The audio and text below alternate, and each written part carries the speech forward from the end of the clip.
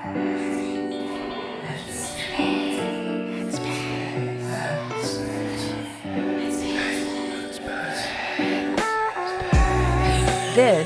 is Headspace. Welcome everybody to Headspace by My Mama Done Told Me. This is a show where we sit down with individuals who are experts in various fields, have unique experience in the world around them. We pick their brains about what it is they do, how they do it, what keeps them going. I am your host, Jeff Kolaski. I'm here with my co-host, my lovely co-host, and my mother, Mama Kathy. Hi, Mom. Hey, how are you? I'm good. Good. Yeah, welcome back to Headspace. Thank you so much. Yeah. I'm glad to be here. I think this is going to be a fun one. It is. I can't wait. Yeah. So our guest today is not only a powerful voice in the disability community, but he's also an inventor. He's an artist, a person of deep faith, and has an incredible story to tell. He actually reached out to me from after listening to one of our other episodes and said, "Hey, I think we'd have a good conversation if you're interested." And I said, "Absolutely, I'm interested." So it is my pleasure to welcome Kelvin Crosby, aka the DeafBlind Potter. Wow. Hi, Kelvin. So cool. Hi, it's so good to see you, even though I can't see you. It's another beautiful day in the neighborhood, man. It is. Absolutely. Yeah, it's so great to have you. Appreciate you reaching out and checking out our show. That means a lot. And I was glad just to be able to have the opportunity to look into you and what you do and hear your story a little bit. And I'm excited to get into that tonight. I just tell people I'm really good at sitting on the couch, picking my nose and doing nothing. I'm good at that too. But I don't even believe that. What I see and what I read about you, I do not even believe that. Oh, yeah. So, Kelvin, if you don't mind, could you give us a quick little snapshot of who you are, kind of how you describe yourself? Let's just start there. I mean, I tell people, I'm a guy that lives beyond his challenges. I mean, my story isn't easy to hear. It's not for the weak of heart. And I tell people every day I have to grieve. And the choice is, do I grieve with sorrow or do I grieve with pain or grieve with joy? And each day I make that decision. And I was talking to my sister-in-law today and I was like, every day I get to make the best decision ever. That is to find joy today. Mm-hmm. And because when I lost my vision, when I was 19, it was a tough journey for me. And I was diagnosed with Usher Syndrome type 2 when I was 13, but we had no idea what that was going to do to my psyche or do to my life, like what I was going to do and all those things. And so I tell people, I'm just a guy just living today to live beyond the challenge. Yeah. Well, that's really cool, man. So you're deafblind. Listeners, myself included, might be wondering, so deafblind that's exactly what it sounds like. You are legally deaf and you are legally blind. Exactly. That got me wondering, even when you reached out to me. So, how do you have your own podcast? You have, you've got stuff going on through social media and all that.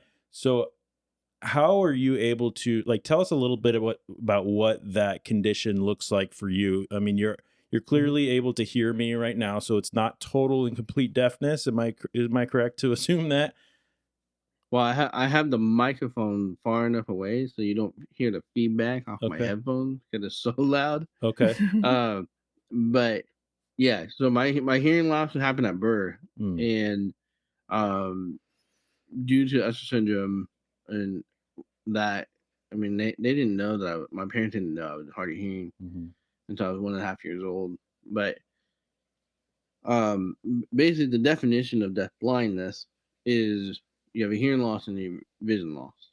And basically in my case, I had the hearing loss first and then the vision loss. So if you've ever heard of retinitis pigmentosa or RP, that's what the vision loss is in my case.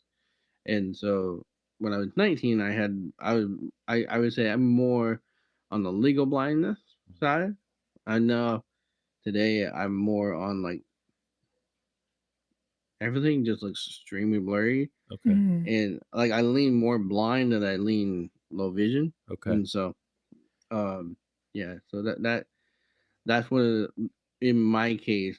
I mean, everybody's different with Sure. my Yeah. disease. Some people they still drive at 60 and Wow. have my disease. You know, Yeah. I got the lucky card. Now I got it when I was 19. So Yeah.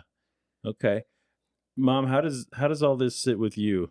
I'm interested in your perspective on on this. Well, I think as a mom, I think about how your parents must have felt when you were oh going yeah, through all this, and how, and I hope that they were supportive, and also learn to live with some joy through, a joyful life through this. But my first thought is how proud they must be of you, to live beyond your disability, to not only function but excel, and yeah. just I don't know, it just blesses my heart and brings tears to my eyes.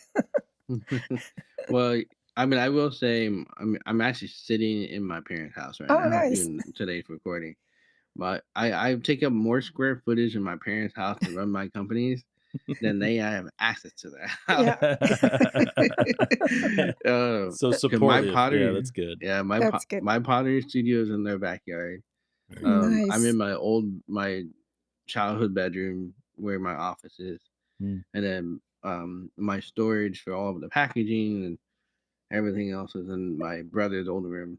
Yeah. And so, and honestly, my parents have been extremely supportive. I mean, they're the ones that said, Kelvin, yeah, we're gonna take the challenge and we're gonna Mhm. teach you how to just keep going. I Oh, mean, thank God for that, huh? Yeah. oh Yeah, yeah, definitely. they were a huge blessing in that way, and they still are. I mean, Good. even in the season I'm in today, like especially the most recent, like my dad runs my nonprofit, Mm. and Mhm. then my mom. I tell people, you know, I come to work, the food's already here, the office supplies is You already got here. coffee. Yeah, I got everything I need, and I don't have to pay for it. I said I'm paying for it in my inheritance. All right. Well, as a mom, I know you like to keep your kids around. Yeah. So this, Oh for yeah, you being there, has got to be a huge blessing for them. Mm. And to see what you do has to just make their heart burst with pride. And I'm just happy for them that they can see this in you. yeah. Yeah. I mean, like my parents are currently in Europe, and it's weird being here by myself. 'Cause, like normally, I go get my cup of coffee, and my mom and I would talk during her watching the Price is Right, and then she reading her book, and we just talk about whatever, and then I go back to work, and then Yep. Yeah. so That's yeah, great. That's great. Cool. So Kelvin, for our listeners and myself, I am pretty unfamiliar with Usher syndrome type 2. Could you tell us a little bit about what that is? I want to get a little bit into your story, and I know so I don't want to take too much time. You having to repeat things you've probably repeated 100 times to people, but if you wouldn't mind just kind of telling us a little bit about what that is. yeah. It means that I'm a really good rapper. So let me get you a good beat. A trick a baka bang bang bang. Now I know what's going on our social media feed. So thank you for that. Yeah.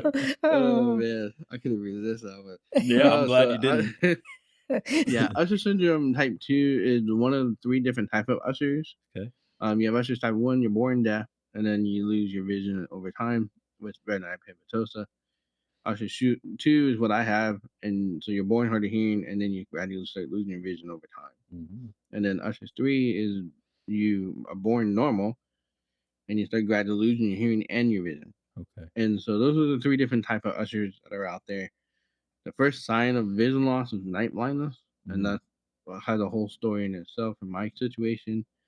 Um, but for the hearing part, it's always one of those you never really know. Mm. Is it ushers? Is it not? And you really gotta get genetic testing. And so that is one of the key things. That genetic testing is a key way to understand what type of ushers you have Yeah. and what gene line you're on. So Okay. So you found out that you had Usher syndrome at age 19, correct? Is what you said? no, I was 13. Oh, 13. Okay. But Yeah. you I became legally blind at age Legally blind 19. at 19. Okay, what was that transition like for you? Was that pretty I mean, I'm just trying to imagine myself, hard of hearing is one thing, and Mhm. comes with its own list of challenges and things like that. And then to add onto it the loss of another one of your senses, I Yep. can't imagine that's an easy transition to go through, especially at 19. I think back to where I was at 19, and I Mhm. try to imagine what that must have been Mhm. like. What was that like for you? I mean, for me, it almost took my life Hmm. 12 times 12 because times. I didn't want to live with Mhm. deaf blindness. Hmm. See, when they gave me the diagnosis at 13, I was in denial. Yeah. But, and so, yeah, I lost I started losing sports because I played competitive Mm. at a very high level. I played travel ball and soccer. And then I was good in that. I was a good athlete. The problem is I couldn't see the ball. Mhm. and but I kept being in denial. But when I was 19, it was that moment where I couldn't drive anymore. Where I realized I couldn't see the street light. I realized I couldn't do the thing that you're supposed to be able to see. And then it was right after a fall, hitting a chair. Mm. I hit it super hard, and I didn't see it. And I had milk in my hands, and spilled all over me. And I was going to Bible school at that time, and I was so just like frustrated. Sure. And at that point, yeah, I said, God, help me through this. Mhm. But the battle, the darkness that just Mm. overcame was real. I mean, it was so real. I mean, I was at a point where I'm like, why am I even alive? Yeah. Yeah. And why am I even trying to be a human being with deaf blindness? That's not normal, Mhm. Mm. you know? And I was at a point where like, all right, let's just end it. Yeah. Mm. And I'll never forget the first couple of times I was nervous doing what I was doing. Mm. I was hiking up in the mountains. I did this in about 6 week period. I would hike up 12 different times, and I Mm. would go up in the mountain, and I would have some treats on me, and I would get up into the where the caves were, where potentially the bears were hibernating, and um I just try to end it. Mm. Mm. I mean, I didn't have the guts to do it myself. I wanted to go down on a fight, but it was one of those. The last time you heard that voice, I mean, we all hear that voice, Mhm. the Holy Spirit Oh, praise saying, God. "Kelvin, Kelvin, Kelvin, I have a plan for you. I have a plan to use your deaf blindness, but you got to stop doing this. Go Mm. back to your dormitory and let's start finding joy in this challenge." Oh my goodness. And that was when the day my life changed forever. So that was your turning point. Yeah. That's Hmm. when you said, "I'm I'm here for a reason. Hmm. I'm not sure what that is yet, Yep, but let's start working on healing." Mhm. exactly. Wow. That's a somber one to just move on from. So let's move a little bit to the creative side of what you do. How did you find your way to the pottery wheel? Because that's a big Yeah. part of your story. I'll kind of feed into Okay. the somber and make it into a Hmm. Mm. positive.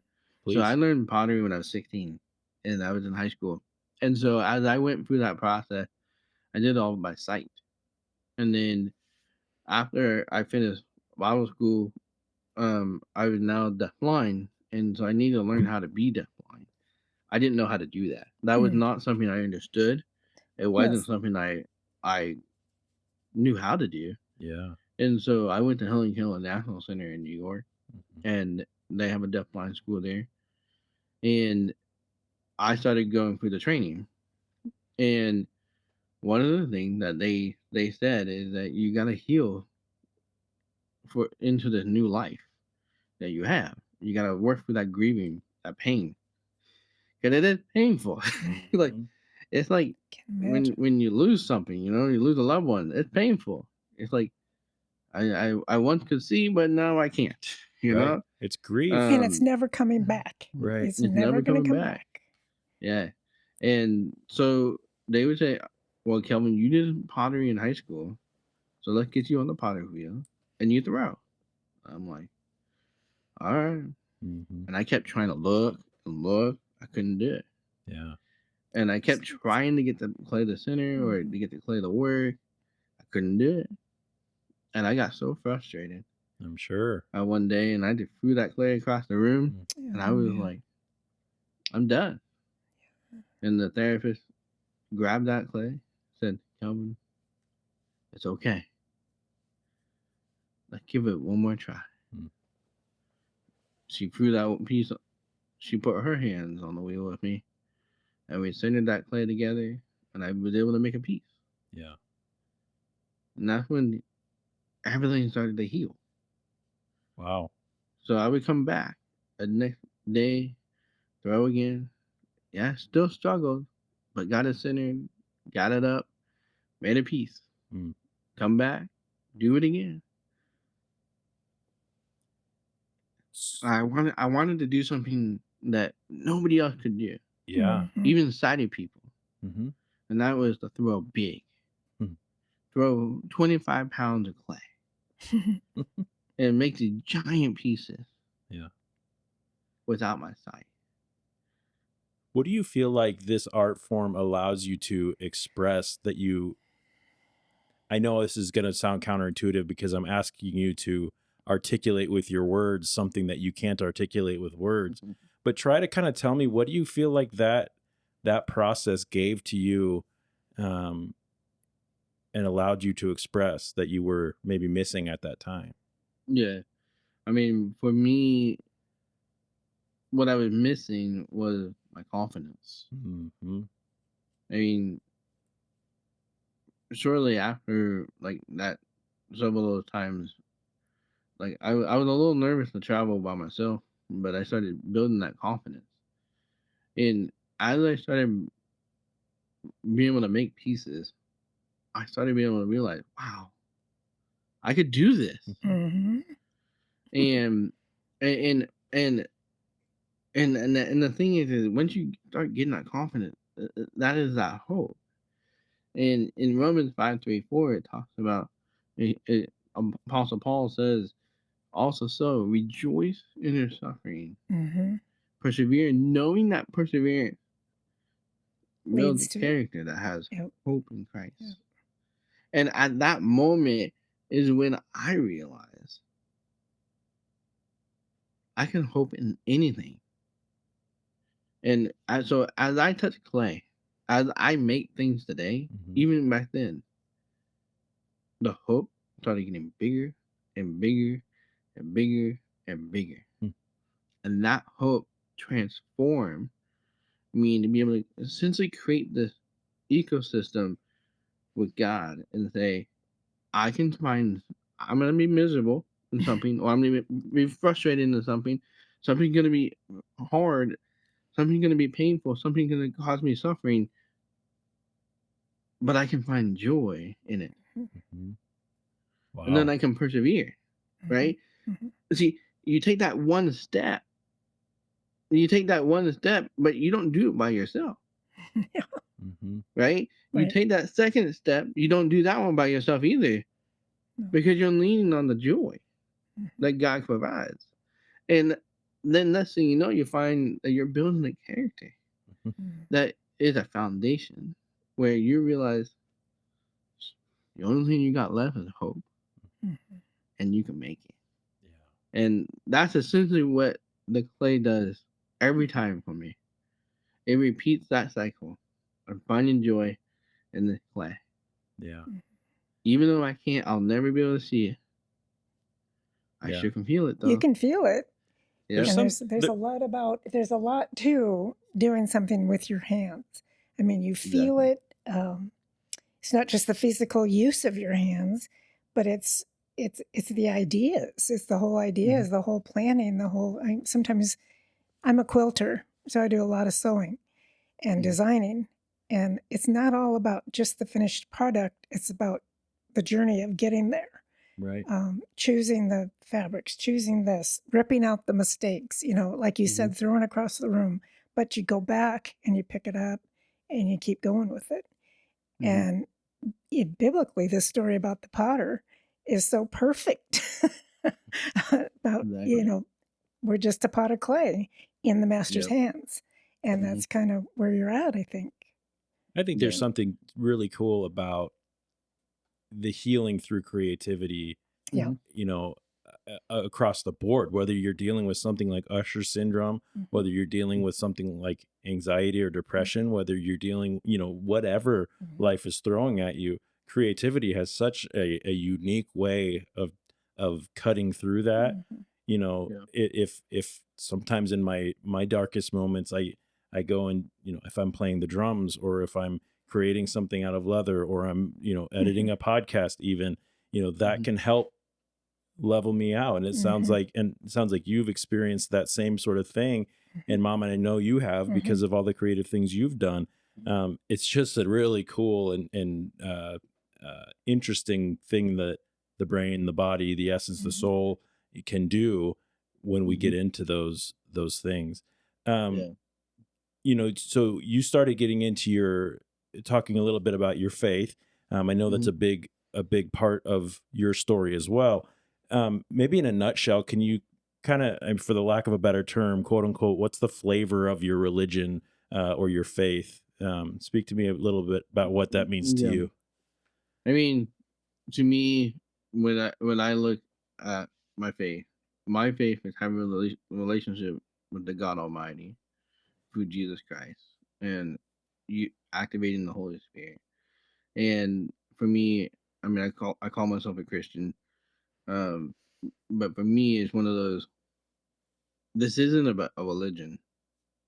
Hmm. This is a relationship that I walk, Mm-hmm.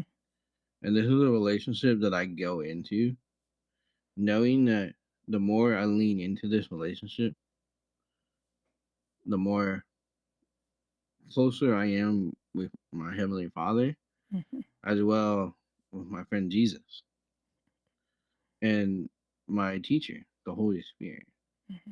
And when I think of him in those terms, when I see it in like, because I can see this, I can see all of that, and that, but it only comes with time and building and nurturing that relationship. Right.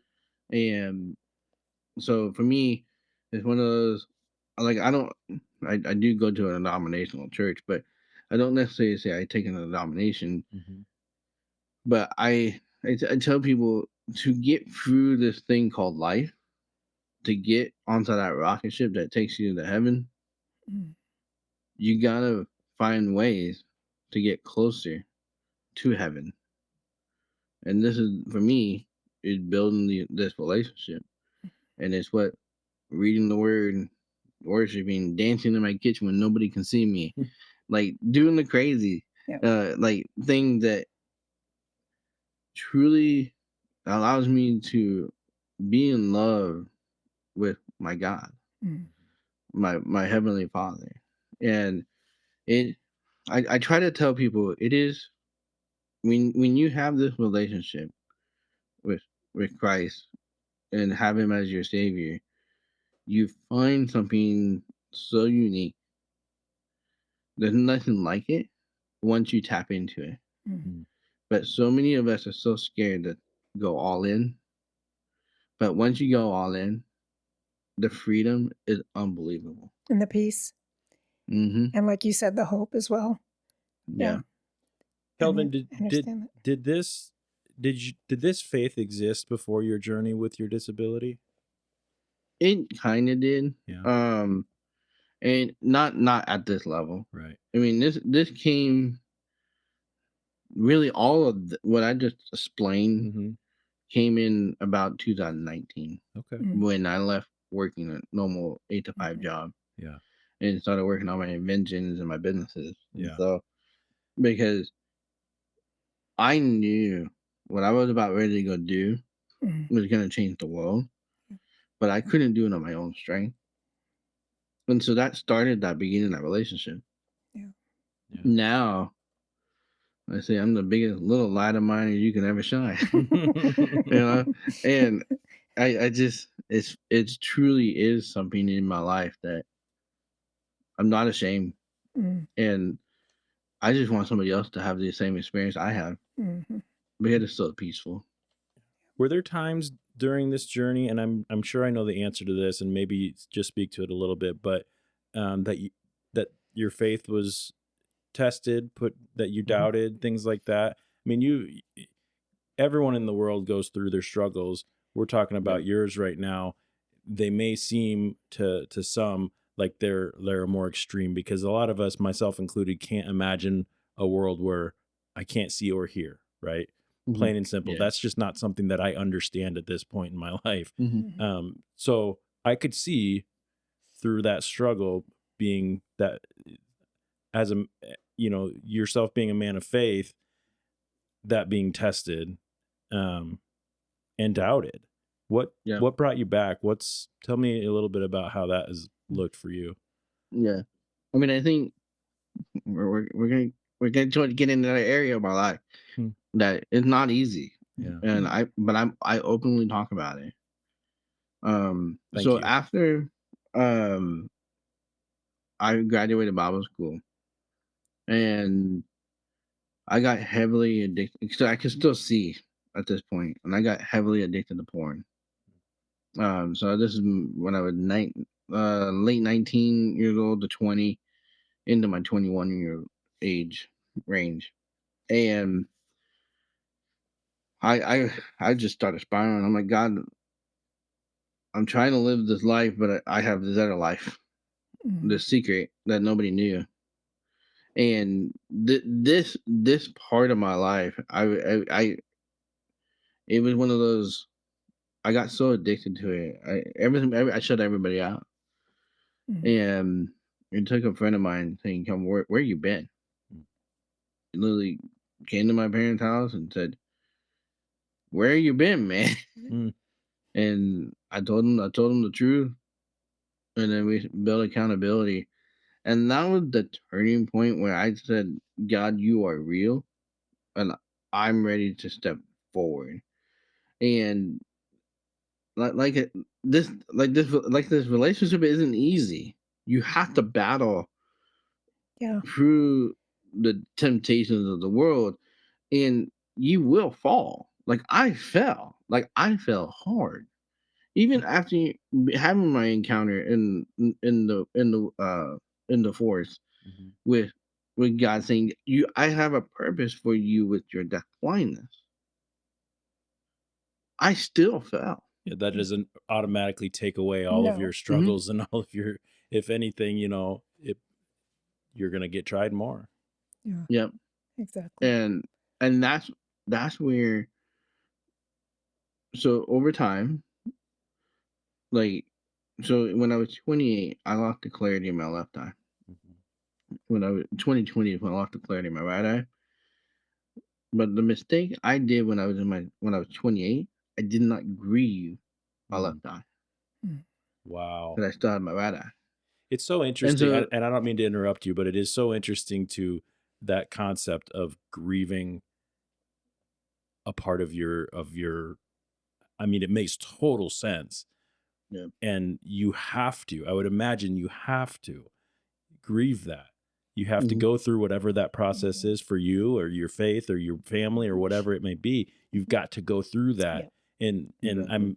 I'm going to let you finish. I just wanted to interject. Like, that is such a thing that I think, we talk about grieving when we lose somebody we love, Hmm. but I'm excited to hear you talk about the grieving of part of your own identity, or your own Yeah. life, or whatever that may Yeah. be. Yeah. So thank you. Well, and honestly, I tell people that are going blind, start grieving now and start looking at how you can find joy in it Mhm. now.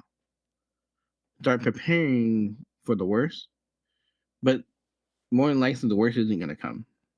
Mm. But if you prepare and you grieve that process, you're going to make it. Mhm. And it's going to be easier when that day comes. if that day comes. Mhm. That day came for me, and I didn't grieve. Mm. And that was the thing, was when I lost the left eye, there was 2 times where I cried, and I had a moment in the doctor's office, and then once when I was doing public speaking, and I was demoing what my vision looks like today. Mhm.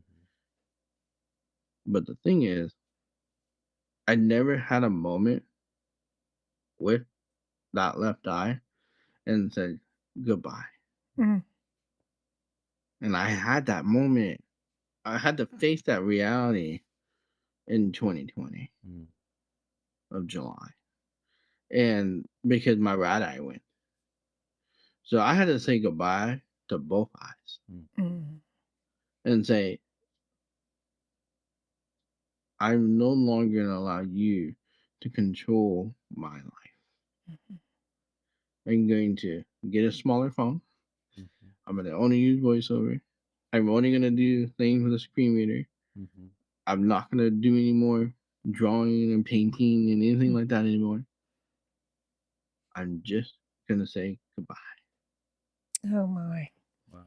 and say, now, let me live through this challenge. Yeah. And how we all And I take, did. yeah, and how we all take for granted our eyesight and our hearing. And I don't take for granted my hearing because I have hearing loss too. But Yeah. yeah, I know Yeah. There's a lot of things. I we mean, take for granted. I know, Kelvin, you listened to our episode with Andrew Gerza, who suffers from the Cerebral palsy. the Yeah. palsy. And several of our conversations have been too about how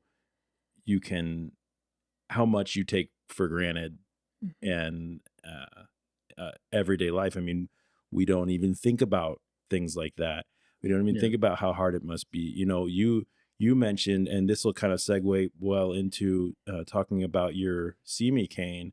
You mentioned losing night vision first, and how that has affected you, and what it branched you into being an inventor. And because Mhm. now you have this product, and I'll give you a second to talk about it, but you have this product that brings no pun intended, well, maybe pun intended, brings to light something that We take for granted. a portion of our population is struggling with. Mhm. And Mhm.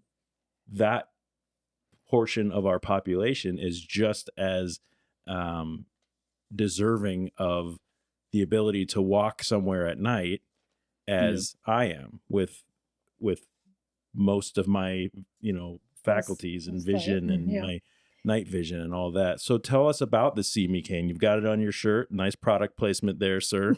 Love it.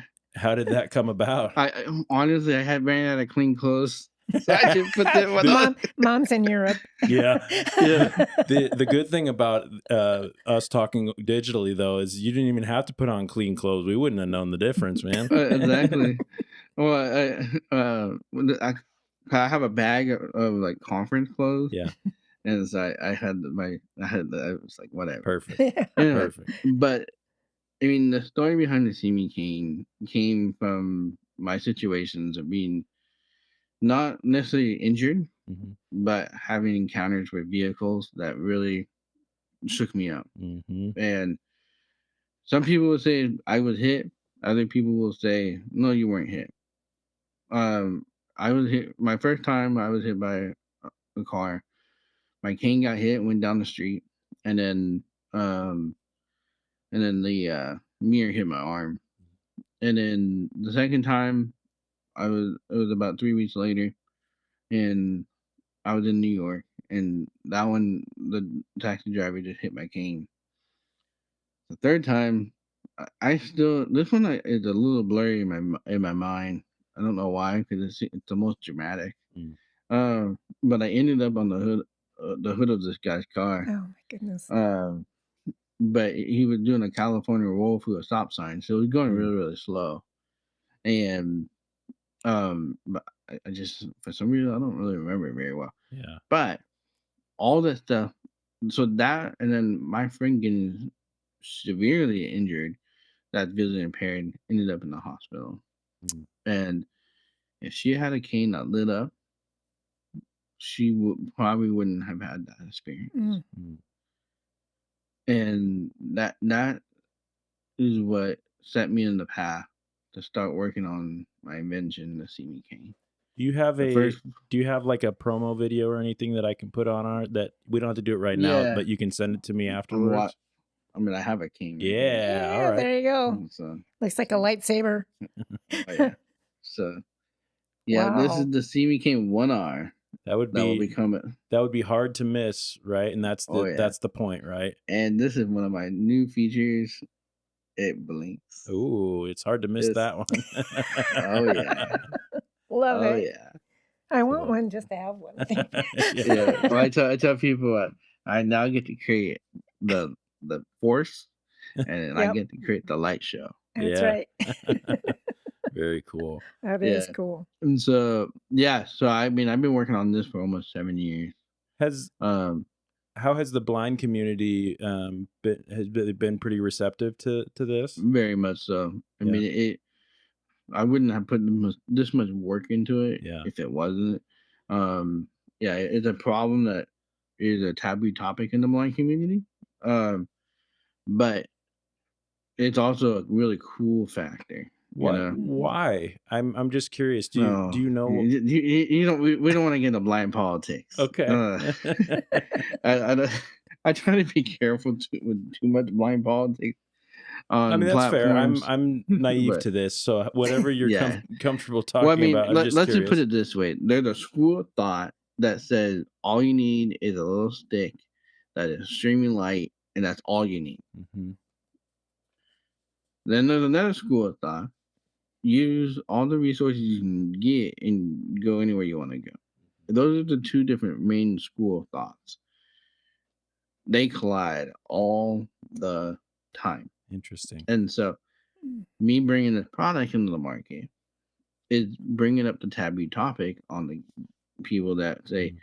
all you need is a white cane that is extremely light. That's all you need. You don't need anything else. You can do everything. But my thing is why did one of your students get hit by a train last week? Mhm. Why did a person get hit by a car a couple weeks ago? Mhm. Like out of your own school. Like Right. these are the issues that they're not talking about. Right. Mm. And so my thing is on the back of my shirts, it says 1 out of 3 visually impaired people get hit by cars. Mm. That statistic is not correct. It's actually 1 out of 2 Mm. Oh wow. visually impaired people get hit by cars. But I don't have any data that supports Yeah. that 1 out of 2. But every time I go interview 100 people, 50 of them, Mm. right down the middle, Right. Wow. That's have been interesting. hit by cars. See, and we'll get out of the blind politics thing, but in my opinion, I mean, that's why we have headlights on our cars, right? So people can Mhm. see you in the dark. You don't want people to run into you. They want you to see them Mhm. coming. It's the same school of thought, and I want people to see you, Kelvin, when you're coming. I don't want them to hit you. I don't want to Yep. accidentally hit you if you step out on accident because you thought you were by a crosswalk and when it was actually down the road for a roundabout, because I do watch your Instagram. Oh I yes, just watched that that's one. yeah. Yeah. The roundabout. Yeah. So Those are my biggest pet peeves ever. yeah, well, hey, off topic a little bit. I hate roundabouts too. I crashed my motorcycle on a roundabout Yep. and broke my teeth Oh, out. So Did lots of damage to his mouth. let's just get rid of those things. No. yeah. Okay, so obviously this invention, the See Me cane, came out of a need, safety, awareness. What's something you would like to say to the general public, if you could, in regard to awareness with people with disabilities, specifically the ones that you have, or something that you wish was better understood in that world? Can you speak to that a little? Yeah. Well, my brain goes a whole different direction than probably where you wanted me to go. No, please. Um, because here's the thing is, I've been running this business by myself. Yeah. I funded this business all through pottery sales. Mm. I ran that pottery business by myself. Mhm. I can't see and I can't hear. So why can't I do a job? Mm. This is one of my biggest frustrations to the able-bodied community. Yeah. I'm saying, give us visually impaired people a chance. Mm. We'll work more faster and more harder than a lot of seeing people. Mm-hmm. So And speaking to that, you're speaking to struggles finding employment specifically. Is that in a lot of ways, yes. okay? I mean, I've been very, very fortunate. I'm really good at negotiations. I'm really good at getting a deal done. Mm-hmm. All my jobs that I've gotten all have become food deals before I went on my own. Mm-hmm. And but not everybody like me, and I realize I'm not normal.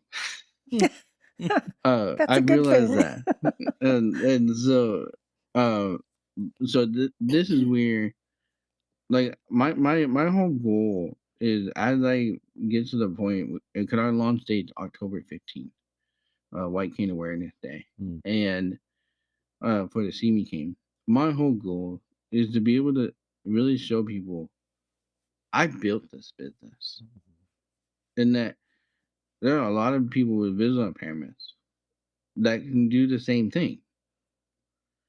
It just are you willing to give them a chance? Mm-hmm. They're able to build a program, or they can build a system, or they can run your operation. They can do all sorts of things, Mm-hmm. and it's just people have a hard time understanding what that looks like. So again, And coming from an able-bodied person with all of the naivety in the world when it comes to what you deal with day in day out, and just wanting a curiosity and wanting to understand. I've had this conversation with Andrew about disabilities as well, and so I have a feeling I know where this is going to go. The Americans with Disabilities Act doesn't allow people to discriminate on jobs based on that, based on those disabilities. Mhm. Is it your opinion, or that is it your experience that that just doesn't happen and people do discriminate and just get away with it, or is it, or are you talking kind of about something else? No, it's definitely discrimination. Yeah, I mean, honestly, I hate that word personally, sure. but it really what it comes down to first impressions. I mean, one of the biggest blessings being blind now, I don't have to worry about first impressions. Mm. I get to be the first best person I can possibly be when you meet me, and I can be the best example of Jesus with skin on him Mm-hmm. when you meet me. But that's not the world, and so I mean, I'll never forget. I went for a job interview one time. It was a paint shop. They got paint buckets everywhere that they sell. Mhm. And who tripped over a paint bucket? Me, on the way into the job interview. And so like there goes that first impression. Right. So it all comes down to those first impressions. And the thing for me is people that people visually impaired that are getting hired, the person that's doing the interview or the person that works there either has had experience with somebody with visual impairments or knows that it is possible and they're willing to give it a shot. Mhm. Not everybody is that way. And if you look at the statistic, if you look at 10 people, you're lucky that one has ever met a blind person. Mm-hmm. Mm. And so that's where, for me, like, that's why my whole company is designed 100% built, manufactured, designed, and sold by visually impaired people, Oh, that's awesome. Yeah, that's you really know? cool. Yeah. And um, so that if I can encourage anybody that if you're in a position to be able to hire, just reach out to me. I can Yeah. tell you the Yeah. crazy ways that we can make it work. Yeah. Yeah. And And I um, think some of it also would be on the part of the visually impaired person or whatever yep. the handicap might be, or I don't know if you use that word anymore. Disability, And yeah. However. um, I like to say is that they challenges. don't have the confidence to try, and they haven't Yeah. been taught how to give that first impression, or they haven't, Yeah. that because they're kind of forgotten. It's Yeah. like, well, just don't even bother doing that because I have a cousin who is probably 81 now, maybe 80ish, Mhm. and she was born blind. So I have known a blind person, and but back in the 50s and 40s, they were sent off to a blind school, and Mhm. she learned Braille, and she learned a lot of stuff, and she worked her whole life in a potato chip factory, Mhm. but she worked. Um, but I think there's maybe a long way to go in preparing people that have these impairments to give the right impression and to learn how to do what we know that they'd be Yeah. capable of doing. Yeah. Yeah. Well, I host another podcast called Investing in Accessibility, Mm. and I will say we're kind of on this. The bucket's getting really really full. The opportunity for people with disabilities to go to work is getting more and more opportunities. Oh, that's good. Um, but the struggle is still the visual impairment because people just really struggle seeing past. Mm. If you can't see the screen, how you supposed to work? Yeah. You Right. know, Right. Exactly. and those are the things that you gotta think through. Right. Right. And I mean, yeah, like I will agree 100% with you. It is on the person with disability to have the skills to Mhm. be competitive in the workplace. And so, and that is one thing I found when I was a job developer and carving out jobs for blind people, that there was something that it was I was a lot better than most of my clients Mm. in the tech space. And so that was one thing I realized, that we need to create better programs Right. for visually impaired people to do that. Right. And so, Yeah. Yeah. Training programs would be good. So Kelvin, we've got about 10 minutes left, but I know I want to be respectful of your time. So I want to get to a few more things before we go. I feel yep. like we could keep this Oh conversation yeah. going. It'd So be so Oh fun. yeah. yeah, so If maybe I didn't have a hard shutdown, I n- would let you go. it's all good. It's Uh, good to make our listeners want a little more. Maybe we'll have you back on again in the yeah. future. Um, so before we go though, I want to ask you to share a couple pieces of advice if you would. Yep. The first one for anyone listening that feels like that maybe they're in the darkest part of their life, like you were Hmm. when you were 19 and going through that. Hmm. Maybe something major changed with them. Maybe it's a culmination of a lot of things. What would you Hmm. say to someone who's feeling like you were feeling when you went out to the woods? Yeah. What what I still remember like it was yesterday. Oh. Mm, One of the things that I kept seeking was peace. Mm. I needed that darkness to settle. But once I turned it from peace and I asked God for joy, everything started changing. mm, Because peace only settles your emotions, your feelings. Joy is essentially your key to take all of that darkness and take it all in and be able to settle all of it down and give you 2020 sight Mm. to move forward. And so what I would encourage you to do today is to ask God, ask the Holy Spirit to give you some joy right now. Mm. You'll be amazed within the next 30 minutes to an hour that darkness can decide. Not gonna be easy, Mhm.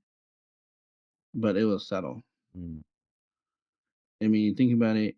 When you have a water and you put dirt in it, it doesn't just all go to the bottom.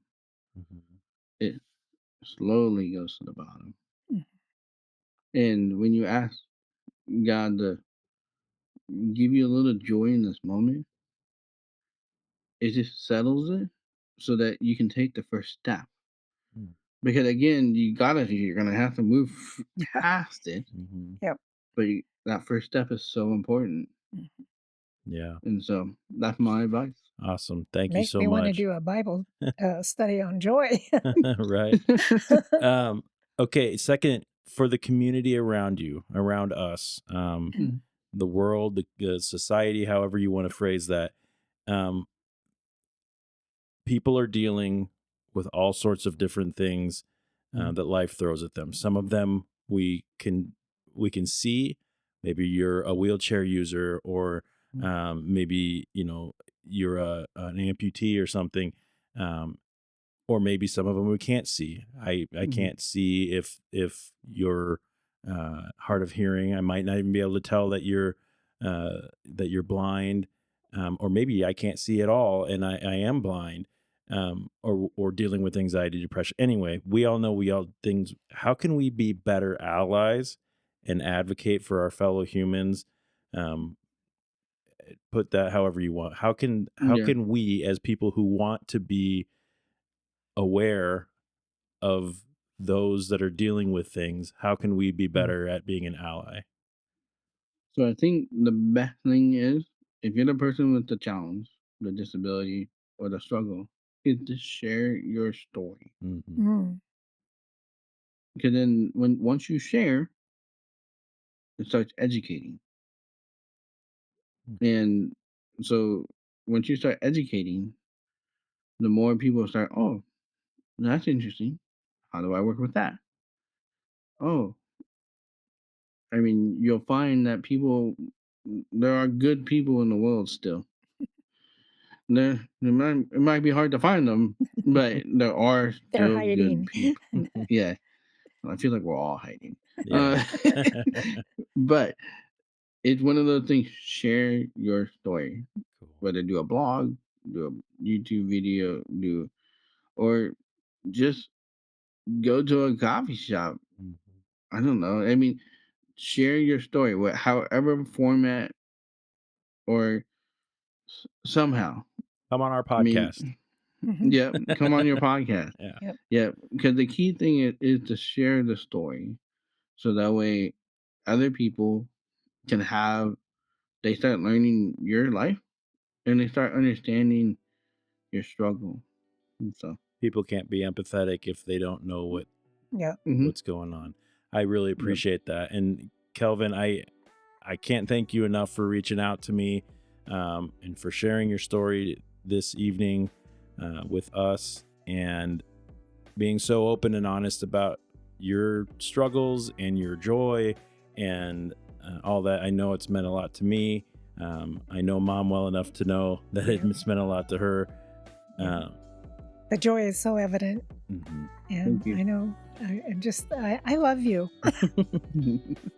Well, I appreciate you having me on your platform. I mean, Yeah. I always take these things seriously, because I mean, this is your audience, Yeah. and you're nurturing your audience, and Yeah. I know very well how to nurture your audience.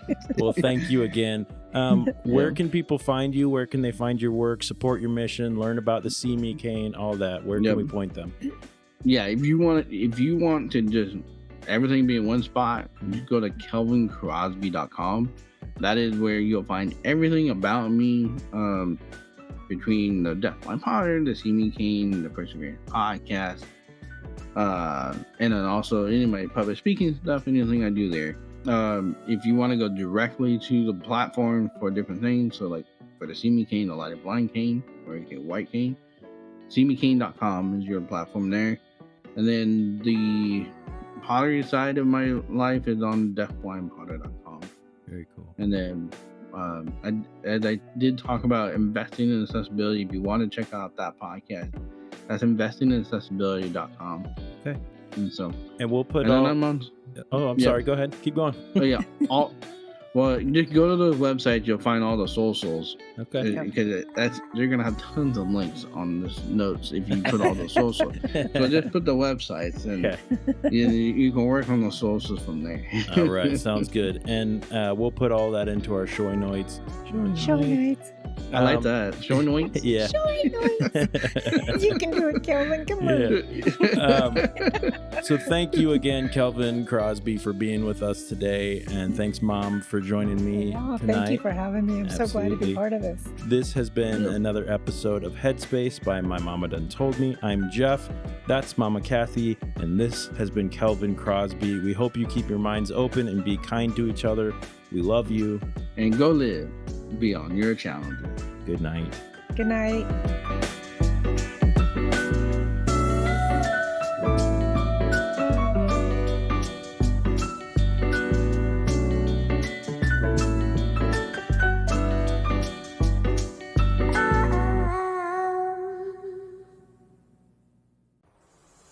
It means that I'm a really good rapper.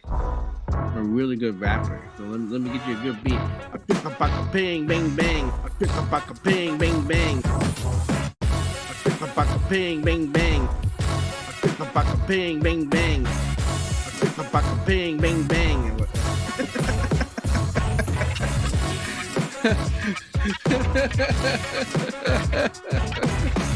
A trick a back a ping bang bang. Ha ha ha ha.